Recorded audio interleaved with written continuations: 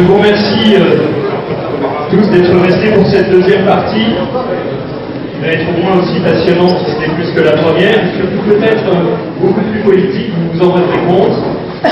Nous allons, car c'est l'objectif de l'Action française, tirer des leçons politiques en effet, de ce qui a été dit, évidemment intéressant d'ailleurs pendant la première partie, et de nous intéresser plus spécifiquement à quelque chose qui nous tient à cœur à la haine, qui est la distinction entre le pays légal et le pays réel, et dont nous ne voulons pas que cela reste une incantation poussiéreuse et sans aucun sens, parce que déconnectée d'une réalité qui a changé, parce que notre monde change. Et donc nous allons rebalayer un petit peu ces notions essentielles pour relire l'actualité présente et essayer de trouver les enseignements nécessaires pour mener l'action que nous voulons mener et pour aboutir à une restauration monarchique demain, mais surtout pour que cette restauration monarchique serve les intérêts du pays. Pour cela, je vais passer tout de suite la parole à Philippe Pénard et à ses invités, et je vous remercie encore une fois d'être venus, et je vous donne rendez-vous à la fin du colloque pour d'autres annonces. Merci.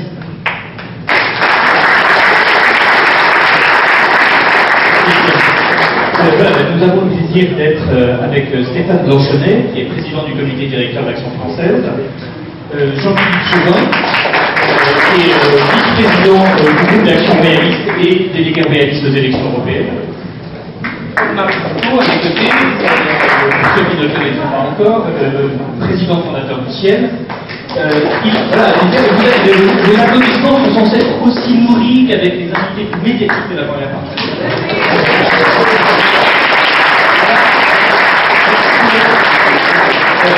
Philippe Pénard, directeur de Politique Magazine et délégué par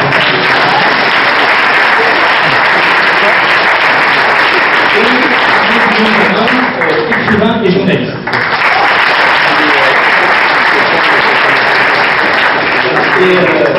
Donc vous avez remarqué que nous sommes attardés dans un premier temps sur les conditions de la nouvelle prise de parole du peuple, avec une conclusion nette.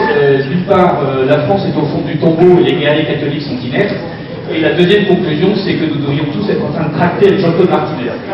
Donc l'alternative est simple, soit la réunion est dissoute immédiatement, soit malgré tout nous parlons pendant une petite heure avant de continuer les débats. Je ne sais pas ce que vous en pensez. Merci, on y va. Et voilà. Donc je vais commencer par une citation qui m'est venue tout à l'heure.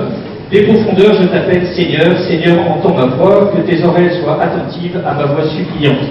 Donc nous sommes au fond du tombeau, en tant que pays réel, en tant que pays réel catholique, et ce pays réel, ce n'est pas la première fois qu'il paraît au fond du tombeau, ou peut-être ce n'est pas la première fois qu'on l'enterre un peu vite. Et je vais demander à Stéphane Blanchonnet de nous faire un rappel historique, mais aussi prospectif et de mise en perspective sur cette notion de pays réel et pays légal.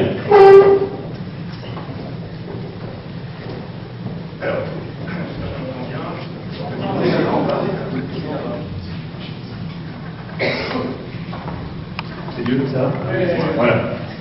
Donc, effectivement, le titre pays réel, pays légal, nouvelles modalités. Alors, je pense qu'on va beaucoup parler des nouvelles modalités par la suite, dans la discussion que nous aurons entre nous, et puis sans doute aussi dans l'intervention de certains des autres orateurs. Moi, je vais plutôt être celui qui pose la notion, puisque c'est un des axiomes, une des formules chères à Maurras, chères à l'école d'Action française.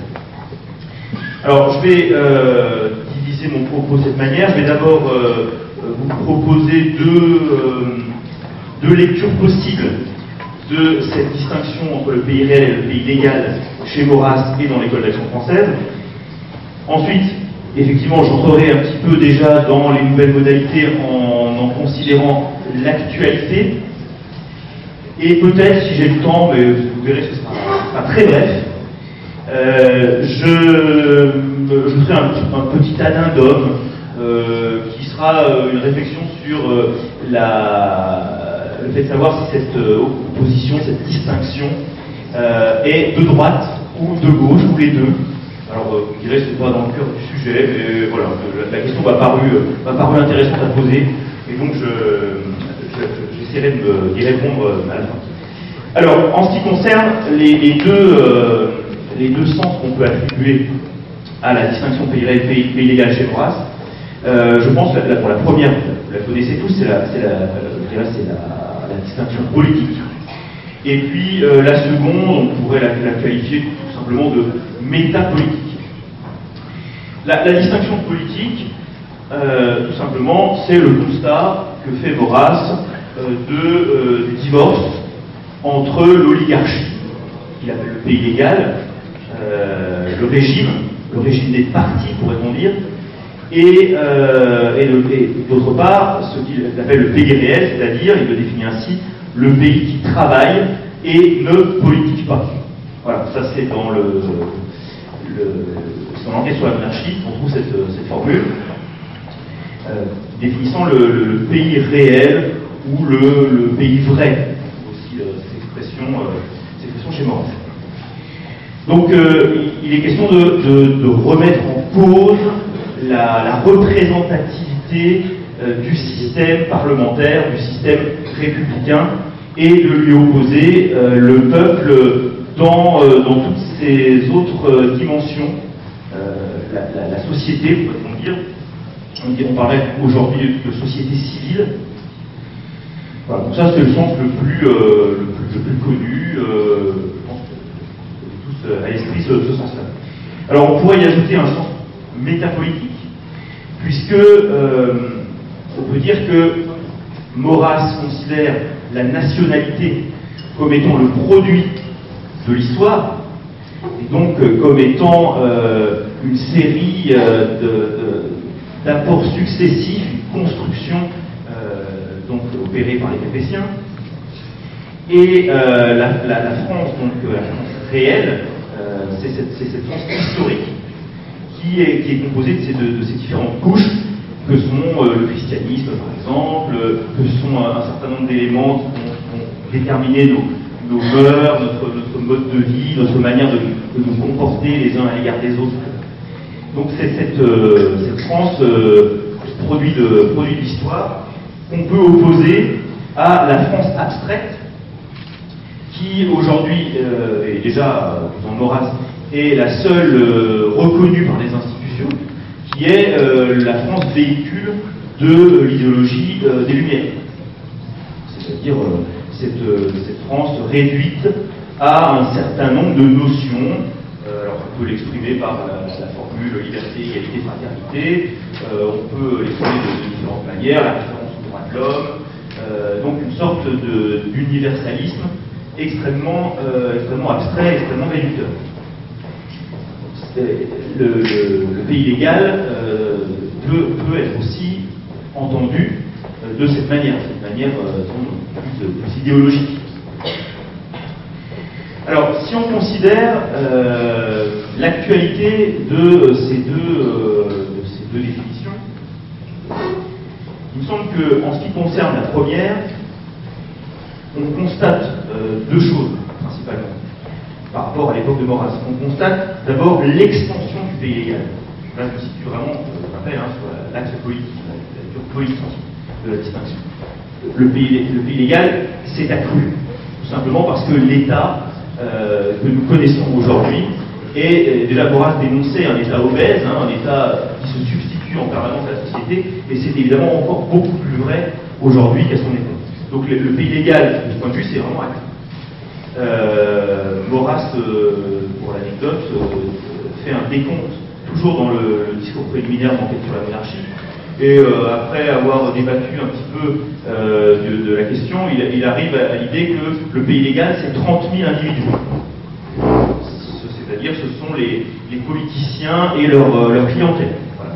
Il arrive à ce chiffre. Alors évidemment, aujourd'hui, ce chiffre est dépassé, littéralement explosé, et d'autant plus qu'il faut ajouter une réalité totalement nouvelle, mais quand même qui a pris une dimension bien plus importante, qui est le monde médiatique. Le pays légal, on ne peut plus le dénombrer en considérant exclusivement les partis politiques et leur clientèle. Il faut évidemment ajouter le monde médiatique. Donc une extension du domaine du pays légal. Et en même temps, il me semble, également un discrédit plus grand du pays légal. Pierre Boras dit aussi dans son préliminaire de l'enquête que déjà les vrais républicains n'existent plus. En fait, au constat en 1900. En 1900, il y a quand même beaucoup, je pense, de vrais et authentiques républicains qui se réclament d'une mystique républicaine. Aujourd'hui, c'est plus le cas. On a l'impression d'être face à des institutions mortes, vidées de leur âme, et on voit que une désaffection complète de la population à l'égard de ce pays légal. Et que ce soit d'ailleurs le pays légal politique, strictement politique, ou d'ailleurs le monde médiatique, qui est également discrédité. Je pense qu'il faudra partir peut-être aussi de ces constats-là pour essayer de réfléchir aux fameuses nouvelles modalités qui concernent le pays réel, mais qui concernent aussi sans doute l'appréciation qu'on peut faire du pays légal. Alors, sur la question, sur le deuxième axe, sur l'axe métapolitique, il me semble que l'évolution, c'est une crise vraiment profonde du pays réel, et une crise profonde du pays réel, de son identité, que le pays légal refuse de voir. C'est-à-dire une cécité absolument remarquable du pays légal sur la crise d'identité que traverse le pays réel. Le pays réel que Boras avait sous les yeux, c'était une France largement rurale, attachée à ses terroirs, pratiquant la religion catholique, la religion ancestrale. Tout cela a été mis à mal très largement par l'américanisation, par l'immigration, par la société de consommation, par un certain nombre de phénomènes massifs qui d'ailleurs ne sont pas que le résultat évidemment des actions ou de la volonté des acteurs du pays légal. Alors, je pense qu'il faut quand même ne pas être totalement toujours dans la caricature et considérer que une fois nos ennemis écartés, tout n'est pas résolu. Non, il y a des phénomènes structurels dans la crise profonde du pays réel français et ce sont des choses qu'on ne pourra pas résoudre facilement. Donc cette crise vraiment très, très profonde du pays réel, il faut vraiment regarder en face. L'exode rural, la disparition quasi complète de la pratique religieuse catholique, qui est quand même quelque chose d'inouï. Je crois qu'il y avait 50% de gens qui allaient à la messe tous les dimanches au lendemain de la Seconde Guerre mondiale. Aujourd'hui, on doit être à 1%. Oui, enfin 5, je pense que 5... c'est 5% des catholiques, de ceux qui se disent catholiques, qui vont à la messe. Ouais, voilà, ouais. Mais il n'y a pas 5% de la population française qui se dit catholique. Je pense que si on prend vraiment la population, on ne va pas être à 5%. Donc voilà, cette crise est là. Et cette crise, elle n'est pas vue par le pays légal, elle est même niée par le pays légal. Et on peut se demander, à la limite, si le pays légal aujourd'hui n'a pas pour principale fonction que de nier cette crise d'identité tragique du pays réel. Alors, d'où les questions que je voulais poser à la suite de ces constats. C'est d'abord essayer de se demander ce qu'est aujourd'hui le pays réel. On a dit c'est vraiment la question, vraiment la question à se poser. Qu'est-ce que c'est que le pays réel? Existe-t-il? Comment le définir? Comment définir les contours? Que peut-on englober dans le pays réel? Est-il possible de le revivifier et comment?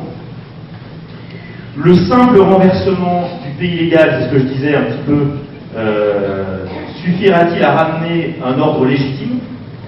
Parce qu'effectivement, c'est un petit peu le principe maurassien qui est de renverser le pays légal et de faire confiance à la fois à l'institution monarchique et à une sorte de spontanéité du pays réel. Donc là, cette question de la spontanéité du pays réel se pose. capacité du PRL à se modifier, c'est une question qui faut se poser. Ensuite, l'effondrement du pays légal, je termine par cette question, l'effondrement du pays légal, on le souhaite évidemment, mais ce que je crains, c'est que ce pays légal s'effondre, non pas sous nos coups, mais comme résultat de processus qui malheureusement nous échappe, et on peut se demander ce qui lui succédera. Et dans quelle mesure nous pourrons jouer un rôle dans un contexte qui serait créé par un effondrement probable, sans doute, du pays légal. Alors je vais quand même faire un tout petit addendum rapide, très rapide, au sujet donc, de cette question de la droite et de la gauche. Je lisais là, récemment le livre que vous connaissez d'Edouard Berthe, Les méfaits des intellectuels, et c'est particulièrement intéressant de voir que ce socialiste, on peut dire, ce syndicaliste révolutionnaire donc, qui écrit à la veille de la guerre de 14, a foi dans le pays réel. Je veux dire par là qu'il oppose son socialisme autogestionnaire à un socialisme bureaucratique qui demanderait à l'État de se substituer au capital en quelque sorte, alors que lui veut que les producteurs, les travailleurs, et tous les travailleurs d'ailleurs, hein, ça peut concerner les prolétaires, mais ça peut concerner aussi la petite bourgeoisie entrepreneuriale, lui il souhaite que les producteurs donc eux-mêmes se saisissent de la direction du travail, de la direction de la production. Et il cherche à concilier ce projet de socialisme autogestionnaire par effectivement une institution, parce qu'il ne rejette pas l'État complètement, par une institution qui incarnerait la continuité de la nation, et il voit dans la proposition faite par Maurras une possibilité donc de compléter sa vision d'un pays réel du travail qui se reconstituerait lui-même. Donc je vous laisse un petit peu sur cette réflexion, mais vous voyez que le pays réel, c'est quand même intéressant cet aspect, ça n'est pas forcément que les terroirs, les traditions, ça peut être aussi dans le domaine du travail, de l'activité humaine, puisque le pays qui travaille et ne politique pas, ce n'est pas qu'une question de valeur, c'est vraiment une question d'activité sociale. Voilà, je vous remercie.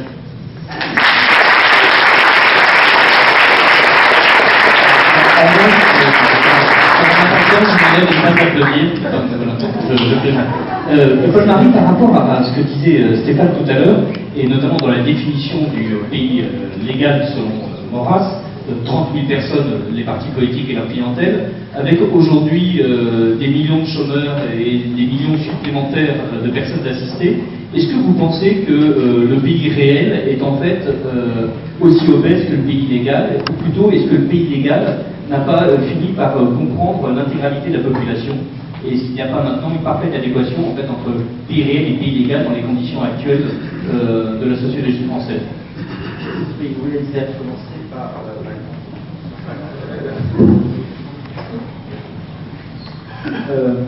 oui, en effet, l'obésité, elle est partout, c'est-à-dire l'absence de mouvement, et c'est-à-dire au fond l'absence de conscience de l'histoire, d'une certaine façon.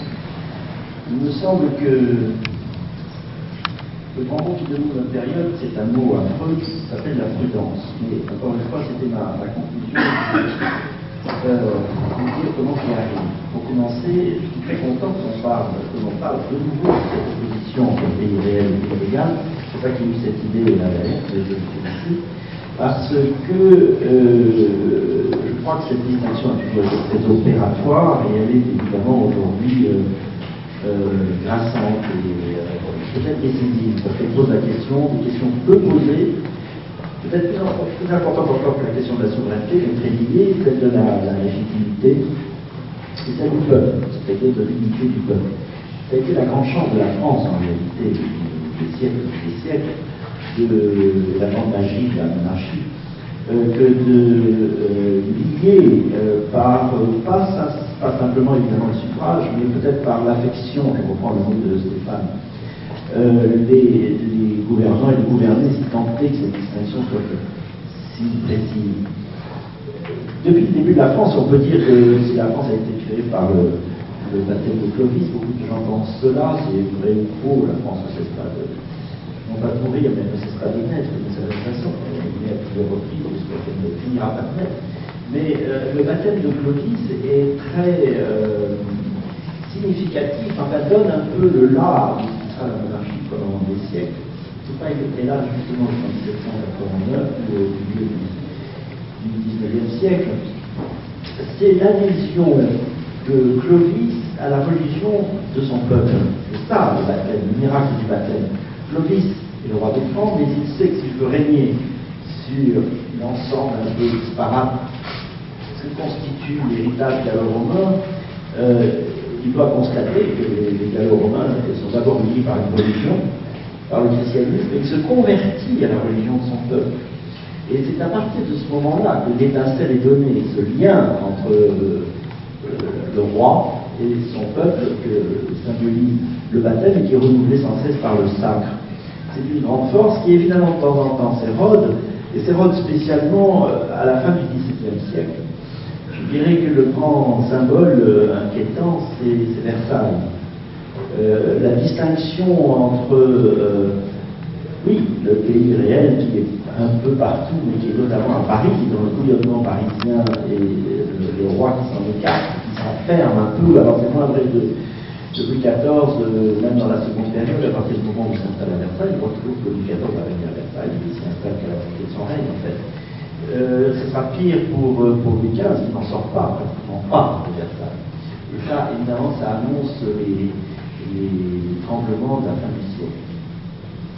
Il y a toujours, d'ailleurs, à partir du moment où il y a une dichotomie, comme aujourd'hui, d'ailleurs, entre le pays réel et le pays légal, on peut penser à coup presque sûr que les événements vont devenir plus violents, et on peut le penser pour aujourd'hui encore, je pense que j'y réfléchissais, tandis que j'écoutais les participants de la première table ronde. Et je crois que, en réalité, pour revenir sur le débat de tout à l'heure entre les uns et les autres, je crois que le processus même pour tous, le mouvement social tel qu'il a été lancé sur un sujet précis ne va pas cesser de rebondir, justement parce que c'est pas la peine de gloser sur le sujet, tout le monde le voit, l'opposition entre les élites, et justement pas les élites, les oligarchies, qui pourrait être aujourd'hui le pays légal, si tant est qu'il le soit vraiment légal, et le pays réel, si tant est qu'il le soit vraiment réel, il faudrait peut-être introduire un troisième élément, c'est le pays vrai, dont parlait Stéphane, mais contrairement à ce que je crois que tu disais Stéphane, tu disais que Maurras donne deux noms. Oui, bah, c'est ça, c'est bien ça. Alors bon, justement, là je contesterai, je crois que le pays vrai est autre chose que le pays réel. C'est peut-être d'abord parce que la réalité n'est jamais la vérité. Et le pays vrai, c'est peut-être le peuple dans sa dimension historique. Voilà. Et qui évidemment inclut les Français à venir et les Français morts. Donc, qui dépasse évidemment la réalité d'aujourd'hui. Heureusement, il faut se raccrocher à cette idée du pays vrai. Donc il y a un troisième terme à mon avis à introduire. Mais pour reprendre les figures de l'opposition actuelle, qui est à peu près aussi criante qu'au XXe siècle, au XVIIIe siècle, pardon, et qui a été déjà au XXe siècle dans les années 30, avec la haine des Français pour les parlementaires, pour le parlementarisme, qui a amené à la catastrophe de 39-40, outre évidemment l'agressivité allemande. Je dis bien l'agressivité allemande, parce que j'en ai marre d'entendre dire que les temps sont partagés, on dit à propos de 14, à propos de 40, tous les cas, c'est l'agressivité allemande qui crée la guerre, et c'est pas la nation, c'est l'empire allemand. Bien, petite parenthèse d'humeur. Mais à nouveau, l'opposition entre les deux, reprenons la distinction élémentaire binaire et légal et réel, est très forte aujourd'hui. Elle est due, il faut savoir à quoi elle est due pour y porter remède. Elle est due, je crois, d'abord à la substitution aux élites de l'oligarchie. Les élites, elles servent, les oligarchies, elles dominent. Voilà. Et pourquoi le peuple se laisse-t-il dominer? C'est ce que je disais au téléphone. Il y a une espèce de jeu absurde. Nous avons préparé ce débat, en 3 minutes. La réalité est claire. En 3 minutes. Ça, c'est la réalité, c'est pas la vérité. il s'en renvoie la balle, en réalité. Ce qu'on ne doit pas appeler le peuple, mais en effet plutôt le pays réel. En effet, alors là c'est réel, vraiment réel, il n'y a pas de pays vrai. Regarde les Français tels qu'ils sont aujourd'hui. Méprise ces oligarques, ces oligarchies, qui évidemment en retour les méprisent. Je ne sais pas qui a commencé. Ça a commencé à la fin de la période de la Ve République, notamment avec 68. Et tout ce à quoi on a assisté dans les années 70, une espèce de développement de la haine de soi, c'est pas la haine de soi de la part des élites pour elles-mêmes, c'est la haine de soi de la part des élites, des oligarchies, des élites du peuple. On s'est mis à accuser de tout, d'être évidemment raciste, mais vous l'avez, c'est d'ailleurs pour ça que c'est en France. Le vivre le plus grand nombre d'immigrés, le plus grand nombre de juifs, etc. Mais bref, par ça, c'est nous qui sommes racistes, nous avons été des grillés, nous avons été des collabos, nous avons été, même Vichy était collabo, alors c'est absurde, aussi que l'histoire de cette période, évidemment, c'est pas ici qu'il faut le dire. Mais bref, la mise en accusation permanente par les élites qui sont pas tellement les élites politiques, c'est un des méfaits des intellectuels, c'est des intellectuels. 68 a commencé la voie, c'est devenu une espèce de querie que les politiques ont repris en suivant comme dit tout. Le symbole est évidemment le discours épouvantable de Jacques Chirac, repris par Jospin, repris par le prétendu président Hollande l'an dernier, il y a 2 ans, sur le Maldives. La France a commis l'irréparable. C'est tellement absurde, parce que quand même pas considérer que l'Allemagne n'existait pas. La France et ses institutions ont fait avec un pays qui dégradait sous sa botte. Donc pas tout à fait responsable. Plus responsable de rien, justement, quand on est occupé. Qu'est-ce qu'on fait? On a fait plutôt de bonnes choses. Les résultats, à partir des années 70 et des années 80, le peuple s'est senti vraiment méprisé dans sa dimension historique et dans sa réalité, parce qu'en plus, évidemment, il s'arc-boutait sur des droits acquis, il n'avait pas compris que la mondialisation supposée d'ouvrir portes et fenêtres et d'abandonner tous ses droits, tout son cadre de vie, toutes ses valeurs. Et en retour, le peuple s'est mis à mépriser ceux qui gouvernent. Les symptômes en sont multiples, l'abstention, qui croit à l'embellir, on va certainement dépasser 50%, une fois de plus, lors des européennes dans 2 jours.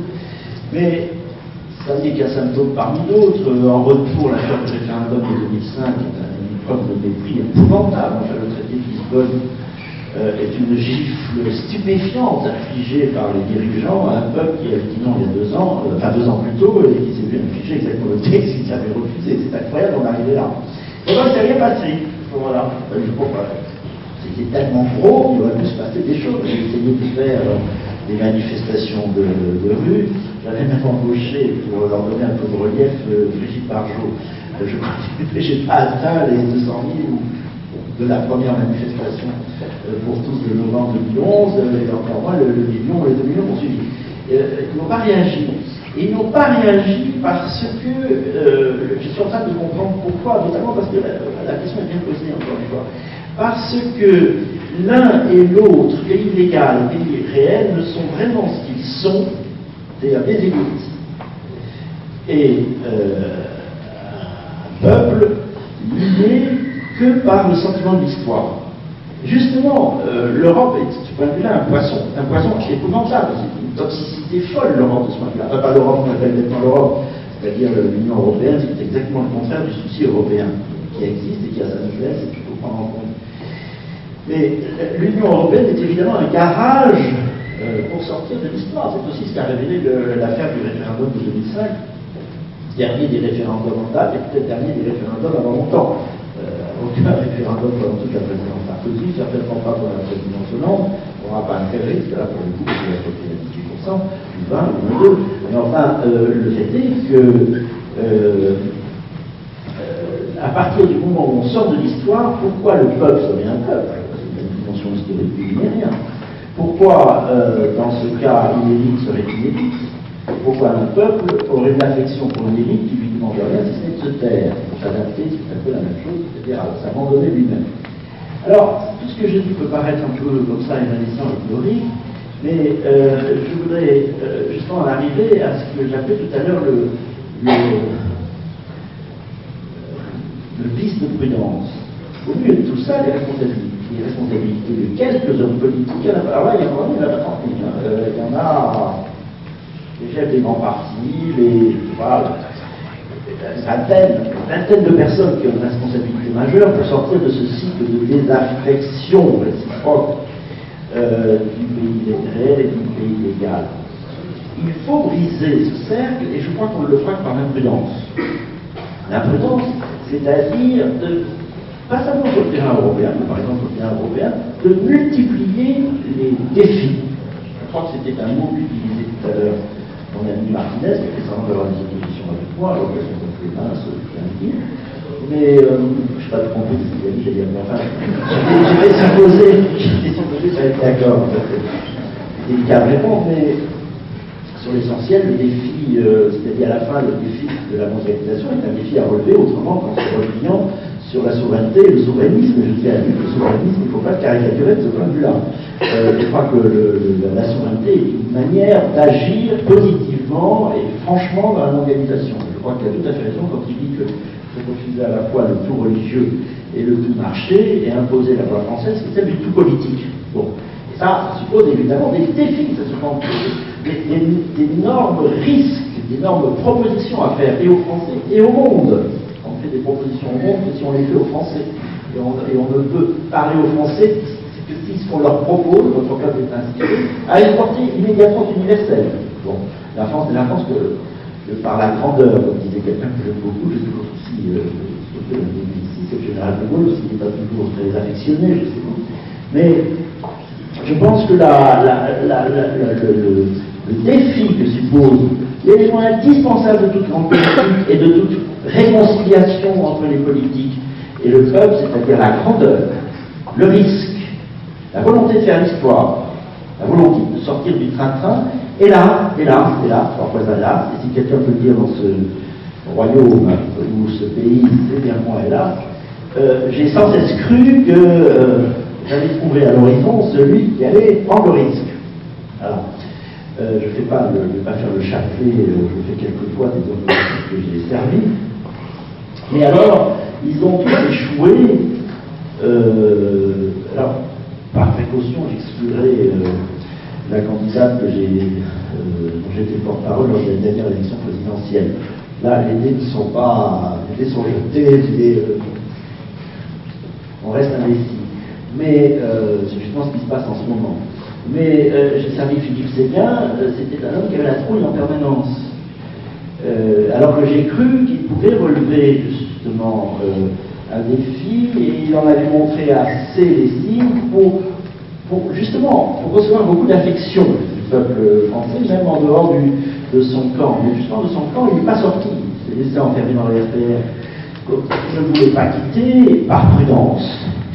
Et finalement, Jacques Chirac a refait en lui lançant une liste dans les pattes en 99, c'était la liste de passeport. Je n'ai pas compris tout à fait ce qu'on faisait à ce moment-là, parce que j'ai participé, c'est plus tard que j'ai compris que j'avais fait une très mauvaise action contre lui, et ensuite en lui lançant Tibéri lors des élections municipales à Paris.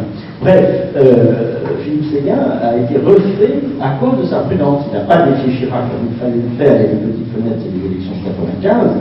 Il y avait Chirac était dans les cordes, il aurait pu pas on le croyait, et ensuite, il aurait été candidat, il aurait été président. Mais il fallait du risque. Il fallait du risque aussi pour Jean-Pierre Chevènement, qui avait lancé en fanfare une campagne, qui avait même ému Pierre Pujol, je m'en souviens beaucoup.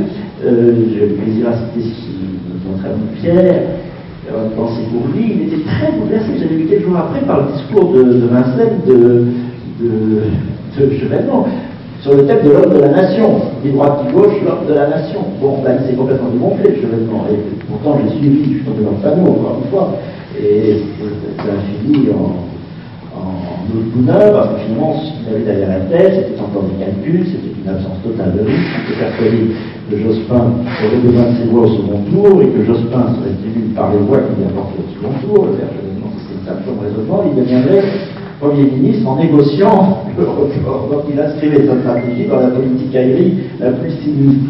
Bon, d'une certaine façon, ils ont tous eu des fils à la patte, qui étaient leur parti, qui était pour Chevènement c'est la gauche, pour Séguin c'était le RPR, pour Pasqua les fils étaient très nombreux, il l'a ignoré hélas. Pour Philippe de Villiers, il a même fait la table terrible, c'était la Vendée, que tout était suspendu à 3 ou 4 conseillers généraux du MP qui pouvaient lui faire perdre le conseil général de Vendée, donc on restait très prudent dans les jeux.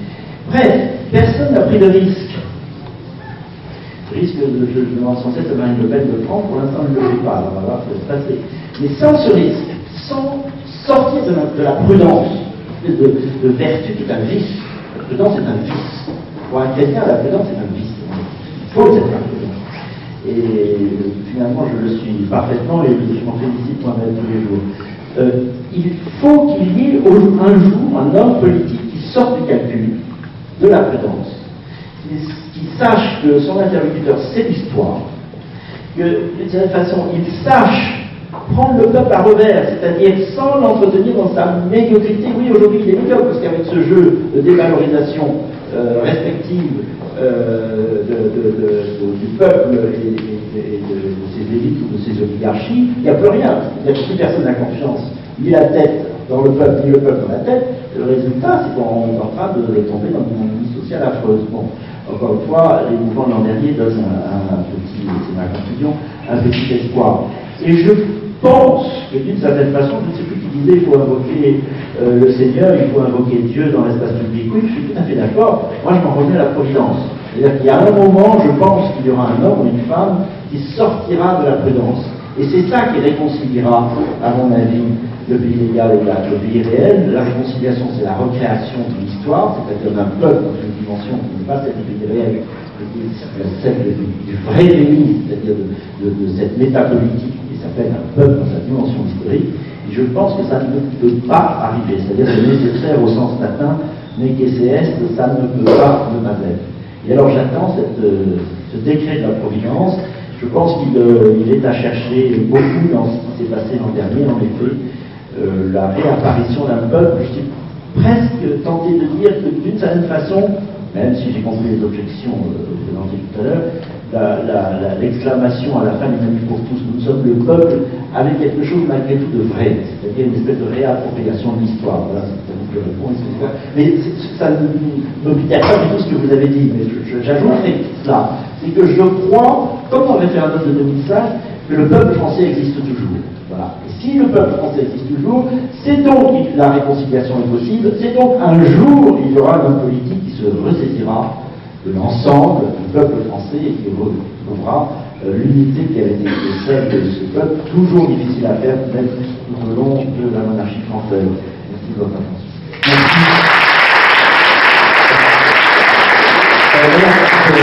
Je voudrais demander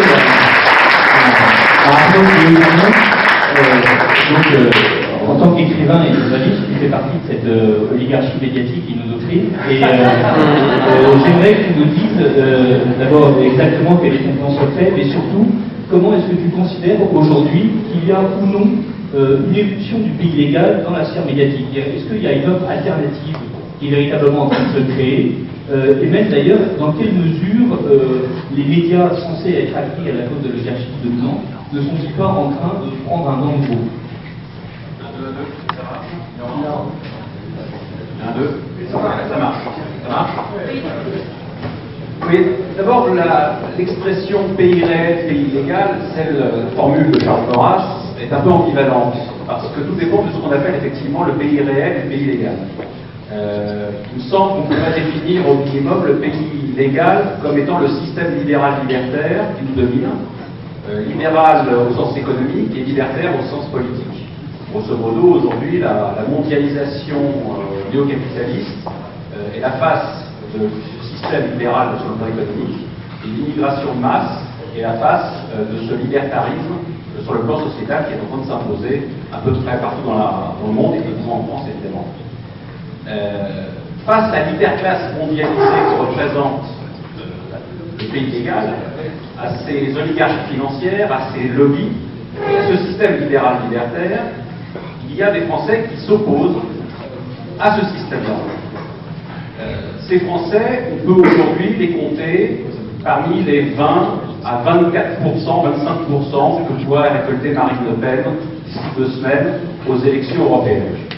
Ces Français, on les a comptés pour 1 million dans la rue au moment de la manifestation pour tous. Ces Français, on les compte, qu'on soit d'accord ou pas d'accord, quand ils ont spontanément le désir d'en finir avec les lois liberticides et qui veulent une liberté d'expression, un pluralisme démocratique qui puisse s'exprimer réellement et qui vont par exemple sur Internet regarder Dieudonné, 2 millions de vues, Soral, 1 million de vues. Donc je sais que j'ai des critiques à formuler vis-à-vis de ces deux derniers. On peut encore compter les abstentionnistes aux élections qui maximisent les voix de Marine Le Pen. Ça fait donc une quinzaine de millions de Français au moins qui s'opposent à ce système libéral et libertaire. Pour autant, si sur le plan politique, sur le plan médiatique, sur le plan, je dirais, immédiat, éphémère, il y a bien une distinction entre le pays réel et le pays légal, sur le plan anthropologique et sur le plan du mode de vie, il y a un certain recoupement. En effet, y compris à court terme, plus les Français se méfient d'argent roi, plus ils veulent capitaliser de l'argent sur leur compte bancaire, plus ils sont hostiles à l'américanisation et à l'impérialisme américain, plus ils s'américanisent, plus ils sont hostiles à la vulgate médiatique et à la désinformation systématique, ils ne croient plus aux médias, plus ils regardent la télévision. On pourrait multiplier les exemples, c'est un petit peu le syndrome de ces téléréalités qui passent à longueur d'antenne à la télévision et que les Français rejettent à mesure qu'ils les regardent. Donc, il y a un vrai problème dans cette expression polysémique, dans cette expression ambivalente de pays réel et de pays légal. Oui, il y a un pays réel et un pays légal sur le plan politique, mais sur le plan métaphysique ou sur le plan normatif, il y a un recoupement entre les deux. Ce qui est intéressant, c'est de voir le potentiel politique, le potentiel d'énergie, le potentiel humain, qui néanmoins peut se manifester à la surface pour éventuellement revivifier plus largement le pays dans toutes ses dimensions. Et là, je crois qu'il ne faut pas s'illusionner. Il n'y a pas de révolution populaire. Les révolutions populaires n'ont jamais existé. Il y a des révolutions qui sont faites par des petits groupes de personnes, qui sont des petits groupes qui emmènent les aspirations du peuple.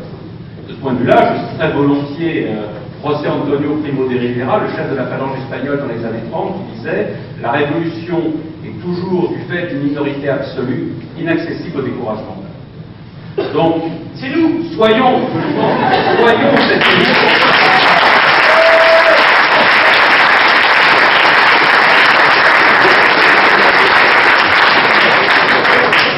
Soyons cette élite, sans orgueil, important de le dire, au service, sans se servir, être toujours le plus possible en adéquation avec ce qui est en bas, le peuple, et avec ce qui est en haut, c'est-à-dire Dieu, et soyons les fers de lance du bien commun, c'est-à-dire de l'aspiration du peuple à renouer avec le lien social et à retrouver dans sa chair, sur le plan charnel, le destin qui a toujours été le sien, le destin français.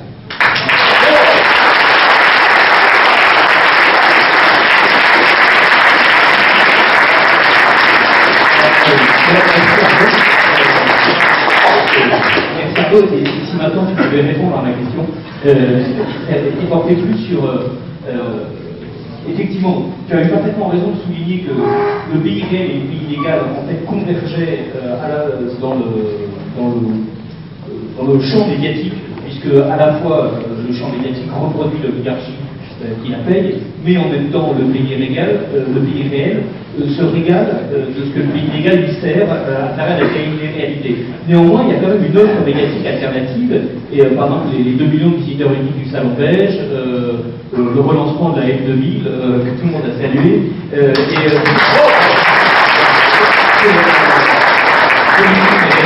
notre concurrente que nous haïssons, mais nous devons saluer les succès aussi, et d'une façon générale, il y a maintenant une presse nationale, il y a une méta-TV, il y a une télé-liberté, autrement dit, il y a une offre qui arrête de se structurer, et donc il n'est pas certain qu'elle soit financièrement viable, mais qui ont existé.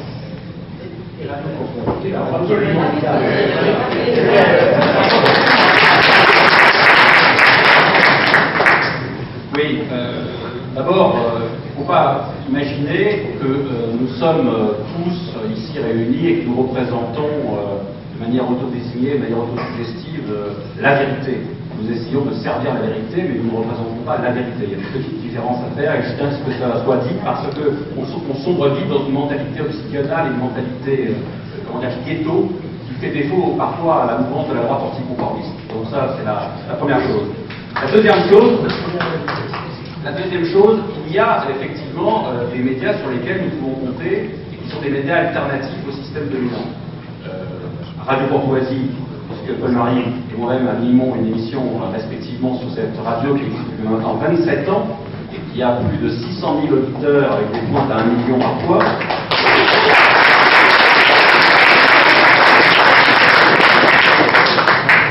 TV Liberté, qui vient également depuis 3 ou 4 mois de connaître son départ, une télé qui est dirigée par Philippe Millot et Martial Bide. Alors c'est une télé qui vient de commencer, on en est au balbutiement, mais en tout cas la dynamique est là et la dynamique sera assurée par les deux personnes que je viens de citer. Il y a des volontés de part et d'autre à droite, on pourrait les multiplier les unes et les autres, qui sont bien entendu tout à fait défendables, mais je voudrais aussi, au risque peut-être de provoquer un petit peu, défendre aussi certaines initiatives locales, certaines initiatives qui peuvent être menées, je pense notamment au CEL, les services d'échange locaux, qui est une manière de relocaliser l'économie, de réintroduire du charnel dans le réel et de permettre de court-circuiter l'économie libérale globale et étatique également. Nous pourrions assurer à la fois sur le plan médiatique les alternatives qui sont réelles et qui existent vraiment aujourd'hui et que nous avons de nos voeux à pouvoir faire en sorte qu'elles puissent continuer à se manifester et à amplifier le mouvement. Et puis il y a aussi un certain nombre de manifestations qui sont plus enracinées, plus localisées, sur lesquelles nous n'avons pas véritablement de prise, mais qu'il faut encourager à continuer à remettre. Je pense même au mouvement des décroissants qui veulent remettre en cause l'idéologie productiviste et le consumérisme, la frénésie consumériste aujourd'hui, sachant qu'aujourd'hui on ne peut plus produire et consommer à l'infini dans un système fini, on est confronté à notre propre finitude qui pose un problème par rapport aux écosystèmes et aux ressources naturelles qui sont exploitées de plus en plus et auxquelles on n'arrive plus à répondre aujourd'hui.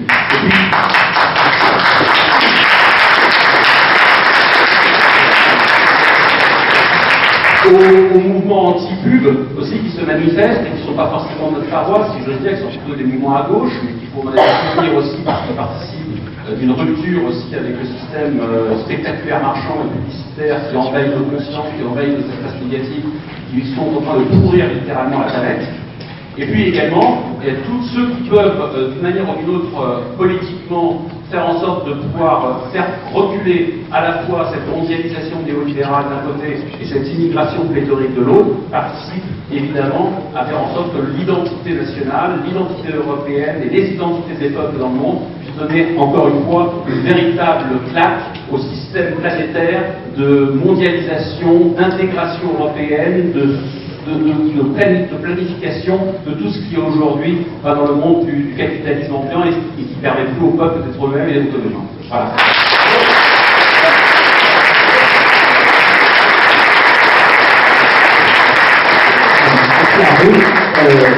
Dans tout ce qui a été dit, du coup, il est quasiment normal que ce tour de personne aussi. Donc tu es royaliste, tu es candidat aux européennes, tu es un paradoxe vivant. Et donc il faudrait que tu nous expliques comment cet engagement a en fait un sens, et par rapport à ce que vient juste de dire Arnaud Guezamin sur notamment tout ce qui est local et tout ce qui est le fait d'échapper au système capitaliste et au système libéral.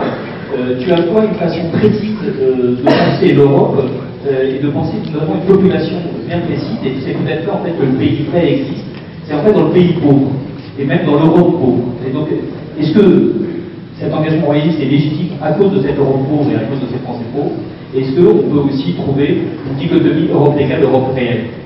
Alors, oui, effectivement, je crois que... En fait, il suffit de pousser, parce qu'à chaque fois je change de micro, mais à chaque fois je pousse le bouchon.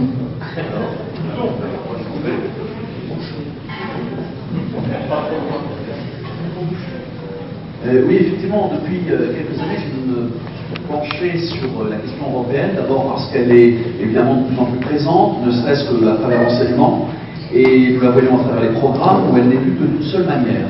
Et ce qui m'a beaucoup marqué justement, c'est le fait qu'on présentait l'image d'une Europe, je dirais presque irénique, d'une Europe, d'une Union européenne irénique, où l'on voit justement tout l'agacement d'ailleurs qu'elle peut provoquer parce qu'elle est tellement parfaite qu'elle n'existe pas vraiment. On nous montre des cartes, des statistiques, etc., etc. Et il se trouve que quand on retourne dans la rue, quand on va, comme je l'ai été pendant des années au bureau, puisque j'y étais professeur, on se rend compte que tout le grand rêve de cette Europe sur papier glacé ne fonctionnait pas. Et je me suis dit en définitive que la conception maurassienne, pays réel, pays légal, elle était aussi applicable, extensible à l'Europe. Une Europe légale qui est celle des oligarchies, mais je dirais parfois même des cryptocraties, c'est-à-dire qu'on ne sait pas exactement qui gouverne. Moi, ce qui me gêne beaucoup dans cette campagne européenne que je suis en train de mener, c'est que je sais à peu près sur qui je peux taper, mais je ne sais pas exactement sur quel réseau je vais avoir véritablement de l'influence ou que je vais atteindre vraiment. Car on constate bien qu'on a un système opaque.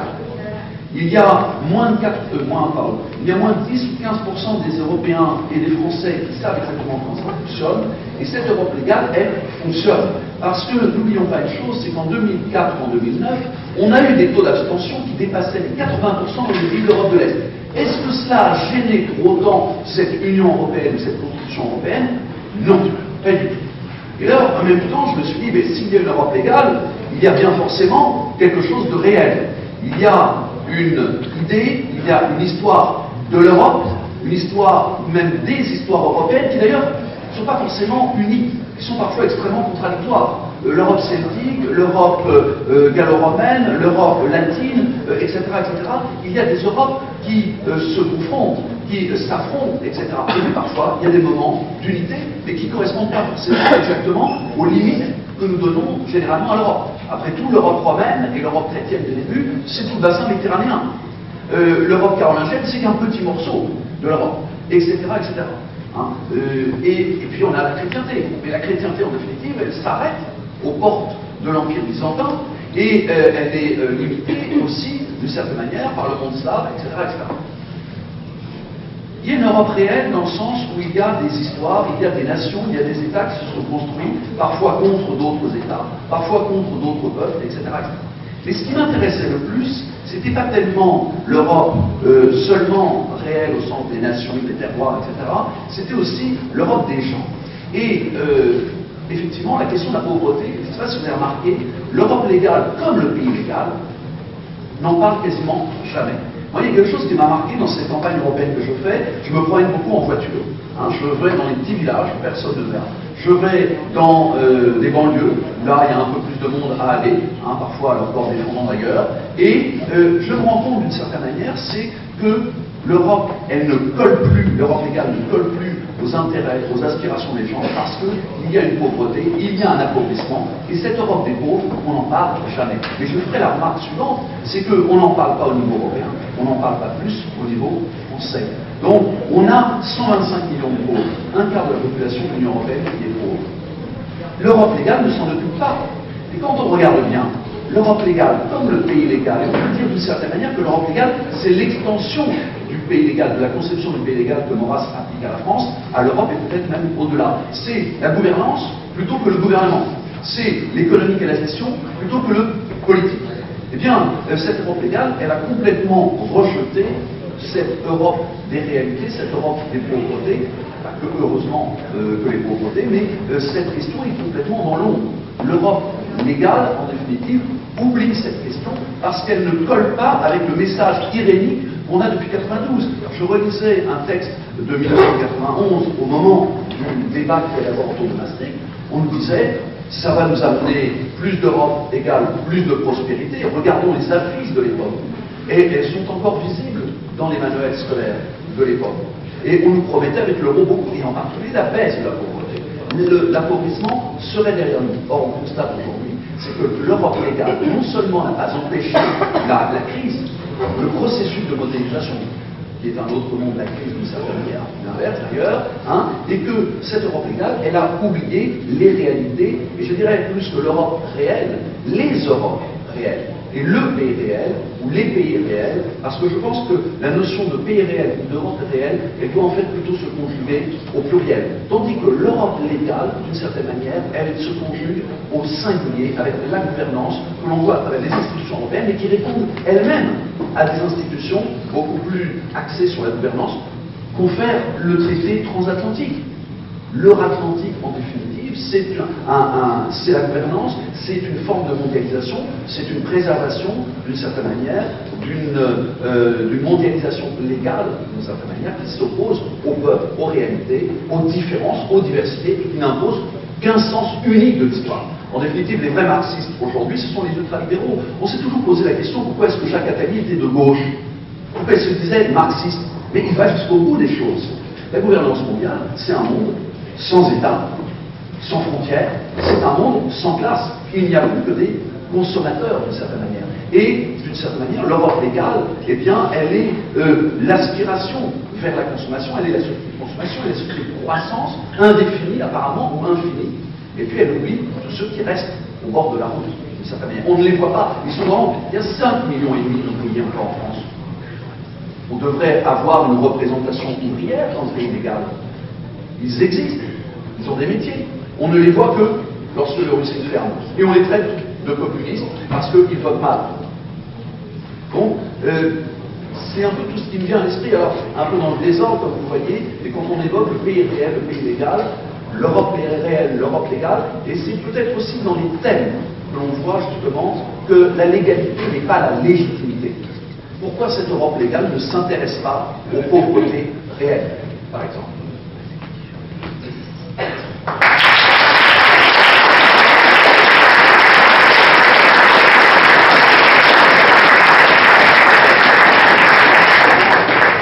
Oui, je voudrais rebondir juste quelques minutes sur ce qui a été dit précédemment, parce qu'il me semble qu'il y a une question qui n'a pas été posée, qui est centrale et qui a été posée il y a plus d'un siècle par Maurras, c'est la question de la démocratie.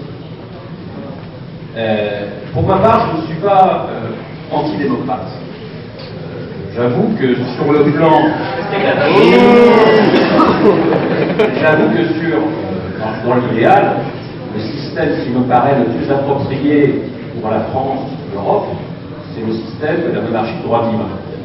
Il se trouve que la légitimité sacrale, la légitimité divine, aujourd'hui n'est plus opérationnelle dans un monde dont Nietzsche disait qu'il était sans Dieu, c'est-à-dire non pas qu'il était sans Dieu pour nous qui sommes éventuellement catholiques, mais sans Dieu dans le sens où il a déserté l'espace public et où les gens croient de moins en moins à une France déchristianisée.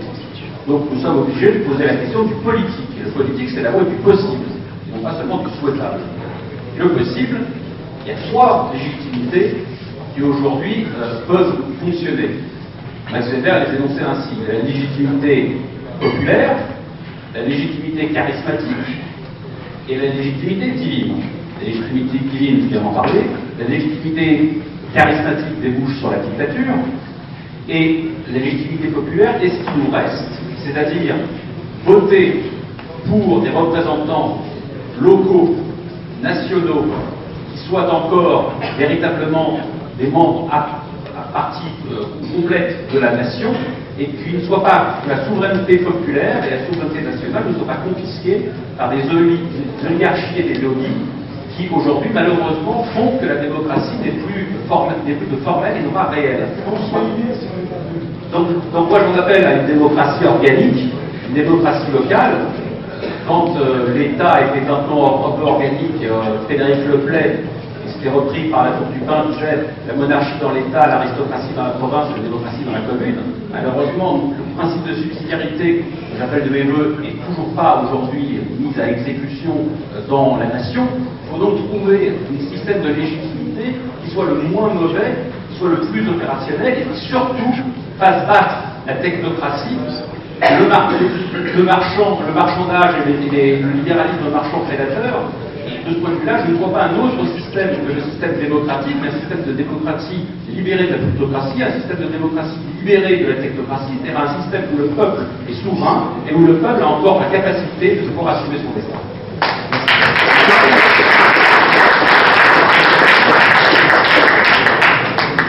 Merci Arnaud. Et sur ce point précis, je vais demander à Yann de Crémier de bien pouvoir répondre en partie, puisque Jean-Philippe a prononcé le mot populiste. Tu as dit toi-même que la démocratie était à la base et que dans ces trois types de légitimité, il y avait cette légitimité populaire, qui est évidemment celle à laquelle nous sommes le plus attachés. Voilà, la monarchie, c'est l'anarchie plus 1. On dit le peuple est central dans notre système. Mais ce qui est intéressant, c'est que justement, avec ce concept de populisme, on délégitime en permanence le peuple. Et j'aimerais que Pierre puisse nous parler justement de cette légitimation et de ce que ce concept de populisme recouvre aujourd'hui.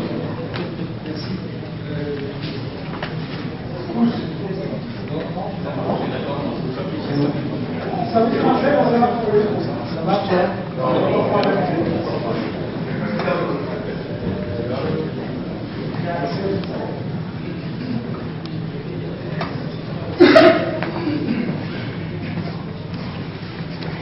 Oui, j'ai réfléchi sur ce que vous m'aviez proposé comme thème et du coup j'ai fait une toute petite recherche. Je me suis aperçu que dans tous les pays d'Europe, et puis on peut presque dire dans tous les pays du monde, existent maintenant des partis que l'on qualifie évidemment de populistes et qui se réclament d'un peuple libre et indépendant. Bon, vous les connaissez tous, hein, puisqu'on en parle régulièrement. En Autriche, c'est le Parti de la Liberté. Au Danemark, alors, il s'appelle bien parti à chaque fois. Hein, le Parti du peuple danois. Aux Pays-Bas, c'est le Parti pour la Liberté. Toujours ces mots importants. En Finlande, c'est les vrais Finlandais. En partie en France, c'est les vrais Français. Que sais-je, et on peut continuer. En Pologne, c'est droit et justice. En Slovaquie, c'est liberté et solidarité. En Tchéquie, c'est le parti, je vois mes notes, les partis démocratiques civiques, etc., etc. La Grèce, également, l'Italie, l'Espagne, la Suisse avec son UDC, l'Union démocratique du centre, qui fait passer des référendums d'initiative populaire et qui a derrière elle une réalité, une réalité du peuple suisse. Et ce qu'il y a d'extraordinaire, c'est que quand on regarde tout simplement sur Google, hein, les titres concernant le populisme, ce sont toujours des titres péjoratifs. Alors je prends simplement Pierre-André Péquet, l'illusion populiste, essai sur la démagogie de l'âge démocratique. Est-ce parce que vous disiez tout à l'heure, je vous dis encore, Catherine Colot-Hélène, Peuples et populisme, Annie Kohlewald, le populisme du FM, un dangereux contresens, etc. On peut continuer. Hein. Alors, je crois, pour analyser cette notion de populisme, en réalité, comme vous le dites très bien, c'est une manière d'écarter le problème. On a parlé de ces oligarchies, on a parlé de ces hommes de pouvoir, on a parlé de ces financiers. En réalité, revenons à une notion qui avait été développée de façon assez pertinente par les nouveaux philosophes dans les années 70, et c'est très dommage qu'il n'y ait pas eu de suite et qu'ensuite c'est dérivé dans Bernard-Henri Lévy et tout. Ils ont perdu toute originalité. Mais ils avaient remarqué quelque chose qui avait été analysé déjà par Maurras et qui avait été analysé par Balzac, particulièrement dans ses romans politiques, Rabourdin en particulier. C'est-à-dire que vous avez des hommes qui ont le savoir, ils ont le pouvoir, et ce ne sont pas des simples mots, ils ont le pouvoir du savoir, et ils ont le savoir du pouvoir. Ils ont tout. Ils savent mieux que les autres, Ils savent pertinemment où doit aller le peuple, ce qu'il lui faut, quels sont les remèdes, quelles sont les stratégies. Ils savent, ils ont le pouvoir parce qu'ils savent, mais ils ont en même temps, ils sont les seuls à savoir comment on peut accéder au pouvoir et comment ensuite on peut utiliser ce pouvoir pour exercer son savoir. Et c'est ce qu'on appelle les partis de gouvernement. Et quand vous n'êtes pas du parti de gouvernement, il est prévu que vous n'accédiez pas au pouvoir, puisque vous n'avez pas le savoir qui convient pour remplir la fonction que ces gens-là se sont réservés. Donc je ne vais pas m'étendre parce que c'est absolument passionnant et ça rejoint tout à fait ce qui a été dit au cours de cette journée, hein, en particulier les derniers intervenants. Mais nous sommes là au cœur, absolument au cœur de notre problème et du coup il est soluble. Parce que ces gens-là sont eux-mêmes dans l'illusion de leur savoir et de leur pouvoir. Et en particulier sur les questions financières, et en particulier sur les questions économiques, et plus particulièrement encore sur les questions sociales, comme vous venez de le souligner aujourd'hui. C'est-à-dire, ils ignorent, il y a une coupure. On parlait de la coupure du pays réel et du pays légal, elle est là. C'est une coupure, parce qu'ils perdent la sagesse, et alors c'est vrai, ils perdent aussi la prudence. Mais ils sont imprudents dans leur domaine. Parce que je conviens à Paul-Marie que tout à fait nous attendons l'homme qui aura le goût de l'imprudence et le goût du risque, exactement. Mais je reviens à mon propos, ça ne tient que parce que derrière eux, ils ont des puissances financières. Je vais dire un simple mot, parce que ça pourrait faire des développements indéfinis. Mais il est curieux de constater comment autour de ces pouvoirs, le scandale financier est comme naturel. Et tout le monde sait que Hollande est en réalité, et a été en réalité, prisonnier d'hommes comme Pigasse, né Pierre Berger. Il tenait les médias, puissance médiatique. Et puis de Jean-Jacques Augier, qui était son trésorier de campagne, dont plus personne ne parle, parce qu'on a fait éclater, Mediapart a fait éclater l'affaire Cahuzac pour que l'affaire Augier n'éclate pas. Jean-Jacques Augier était le trésorier de campagne de François Hollande, il avait 2 comptes offshore, aussi Calimans. C'est une petite annonce qui est passée, et vous parlez de Politique Magazine, nous y sommes revenus régulièrement, mais ça n'a suscité absolument aucun besoin de transparence. Aucun besoin de transparence. On sait que M. Jean-Jacques Augier est en même temps le directeur de l'étude, il a acheté à Berger. On comprend très bien pourquoi les lois sont passées et pourquoi les Français sont prisonniers en réalité d'une caste extrêmement superbe et arrogante qui a décidé de transformer la société française parce qu'elle la hait alors qu'elle en est issue. Ils sont tous sortis des bons collèges. Et ils sont tous sortis des bons collèges, je vois peu près, quelques exceptions.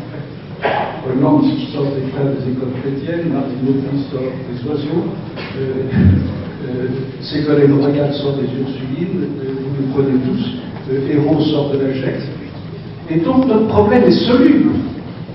Parce que ces gens-là sont entrés dans une théorie du pouvoir et du savoir qui leur a permis de tenir les rênes du pays.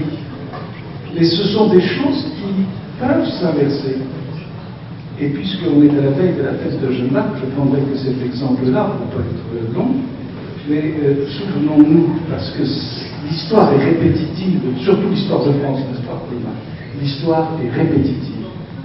Et c'est pourquoi l'histoire royale reviendra, comme une sorte de nécessité pour refaire le travail de Clovis, pour refaire le travail de Charles VII, pour refaire le travail de Louis IV, pour refaire le travail de Louis XVIII, pour refaire le travail que demain nous espérons que la France française fera, parce que ça ne peut être que ça. Donc le problème est soluble, et le plus bel exemple qu'on puisse avoir, comme on a eu beaucoup de notre histoire, mais le plus magnifique, c'est celui de Jeanne. 1417, 1421, en 3 ans, c'est fait. En 1417, il y avait le pouvoir du savoir et le savoir du pouvoir.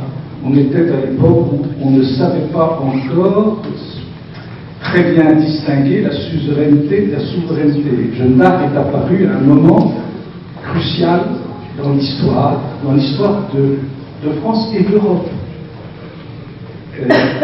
Elle a en quelque sorte fait basculer l'histoire du côté de la souveraineté. Et chacun choisissait son maître et donc son parti. La France était divisée en partis. Toute la Sorbonne était passée à l'anglais, toute la Sorbonne. Son chancelier Gerson était obligé de fuir à Lyon et il attendait Jeanne, et quand il a entendu parler avant de mourir de Jeanne, il a pleuré. Alain Chartier, dans son triloge collectif, représente la France en train de gémir sur sa situation actuelle qui fait qu'elle est complètement dépendante de gens qui lui sont étrangers. Les gens de pouvoir et de savoir de l'époque qui étaient, attendez, infiniment plus cultivés que ceux qui nous gouvernent aujourd'hui. Je parle des ducs de Bourgogne, je parle des Flamands. C'était des gens qui pensaient très naturellement que l'avenir du monde, c'était cette Europe du Nord, qui allait de Londres jusqu'à Dijon, et puis qui passait par les Flandres, et que là se trouvait toute la culture, ce qui était vrai, les plus grands artistes, que là était la richesse, et que là était la réalité des réseaux économiques. Et ils étaient à la tête de cela, et ils avaient en plus des docteurs, pour eux, tous les docteurs, exception Philippe et Gerson. C'est exactement une situation que nous pouvons connaître pareillement aujourd'hui. Et Jeanne est arrivée et elle a changé. Les gens de savoir et de pouvoir se sont trouvés tout à coup devant le surgissement du pays réel, du populisme. Jeanne d'Arc, d'une certaine manière, bien avant les grands ancêtres, a inventé le droit du peuple français à être lui-même, c'est-à-dire à retrouver son histoire et à progresser dans l'histoire en s'appuyant sur son passé autour de sa race royale et en retrouvant son avenir en refaisant une légitimité d'État avec une légitimité royale. C'est absolument magnifique.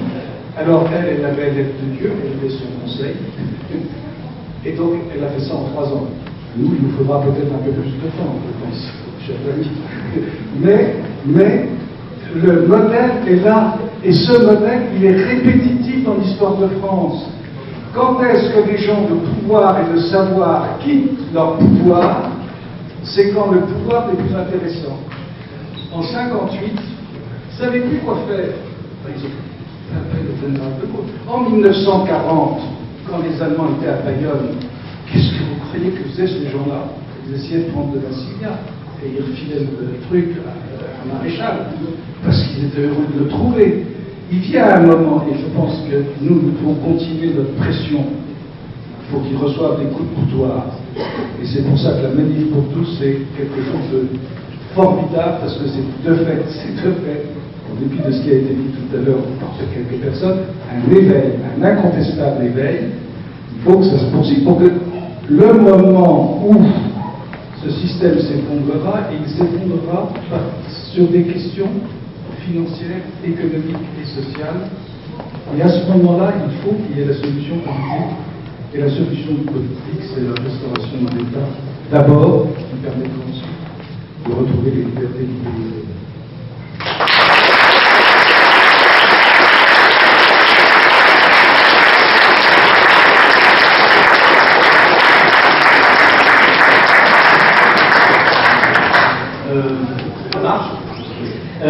Merci beaucoup, Hélène.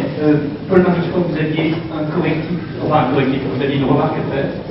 Quelque chose à Hélène à propos de savoir et pouvoir. Oui, je vois très bien le schéma, et d'ailleurs, Vous en êtes. Simplement, vous avez une mission. oui, c'est ça, justement. Vous êtes arrangé pour en être Je ne voudrais pas. Ce qui fait que vous êtes fédéraux. Je ne voudrais pas avoir des propos modestes, mais après ce que tu viens de dire, d'ailleurs, je sais plus ce que j'ai le droit de dire ce que je vais dire. Parce que savoir et pouvoir, oui d'accord, je vois très bien la logique de Balzac, par exemple, de ça. Mais le problème, c'est que ce qui passe aujourd'hui pour le pays légal, c'est qu'il n'y a pas de pays légitime, on voit bien, on n'a ni savoir ni pouvoir, en réalité. D'abord, il n'y a pas de pouvoir, ça c'est sûr. Il n'y a pas de pouvoir justement parce que le lien est coupé avec le peuple, donc on ne peut pas prendre l'initiative. Il faut sortir de... À mon avis, le salut viendra ni l'un ni de l'autre. Il faut un deus ex machina. Il faut quelque chose. Bon, évidemment, il faut le prince. Il faut une éruption. Il faut un inattendu. Parce que justement, cette logique, cette dichotomie pays légal, pays réel, elle donne à entendre que, au fond, c'est un peu ce que j'ai entendu ici ou là, je ne suis pas tout à fait d'accord, tout sera changé quand le pays réel reprendra le pouvoir. Bon, là, je demande à réfléchir parce que, à partir du moment où l'insignifiant règne partout, à partir du moment où les élites n'ont pas de pouvoir, précisément parce qu'ils ont si peu de légitimité que les marges de manœuvre sont ridicules, donc c'est pas le pouvoir. Voilà. Et à partir du moment où elles n'ont plus non plus le savoir, là je témoigne pour avoir beaucoup de traits de méguêtre auprès de multiples hommes politiques, cette fois-ci c'est aucun nom,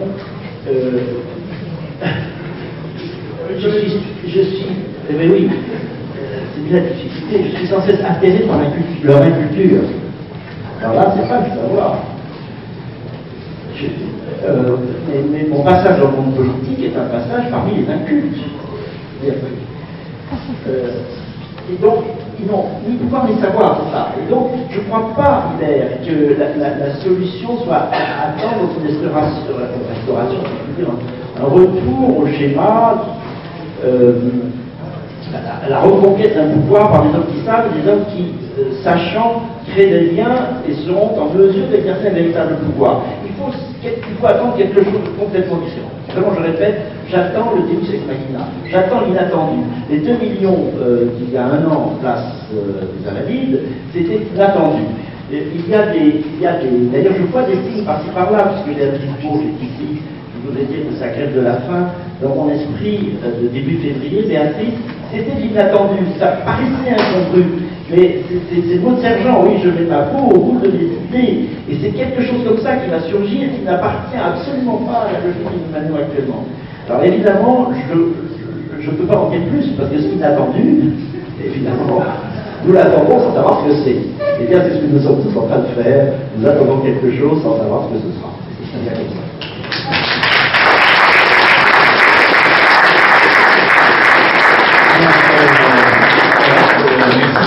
Je tiens à souligner l'excellente discipline de la deuxième table ronde qui nous permet de terminer à l'heure.